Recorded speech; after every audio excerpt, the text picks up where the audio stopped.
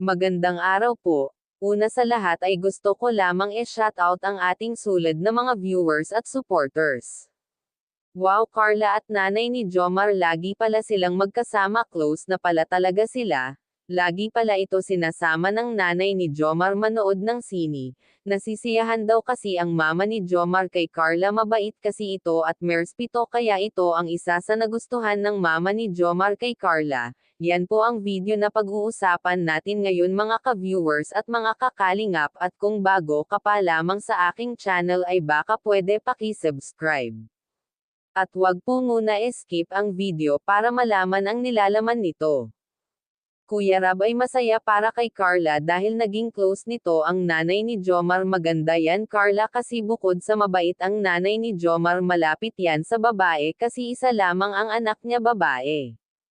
Oo nga naman Carla, wag mong sayangin ang mga tao na tumutulong sa'yo, talagang marami ang tao na magugustuhan ka dahil mabait kang bata at mapagpakumbaba. Kaya magpasalamat ka sa mga biyaya na dumadating sa'yo. Deserve mo yan mga natatanggap mo ngayon dahil kailangan yan ng pamilya mo. Para makaahon kayo sa kahirapan, lalo na kay Kuya Rab, siya ang naging daan ng Panginoon para maging masaya ang pamilya mo. At dahil magsisimula na ang bahay mo, magpasalamat ka sa nag-sponsor para mapadali ang bahay mo. Itong bahay ni Carla nang galing po sa sponsor ang plano, kaya wala tayong magagawa sa gustong design ng sponsor ni Carla.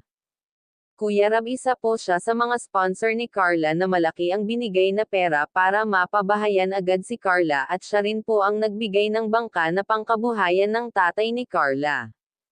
Malaki ang ating utang na loob sa taong ito dahil malaki rin ang naiambag niya sa buhay nila Carla.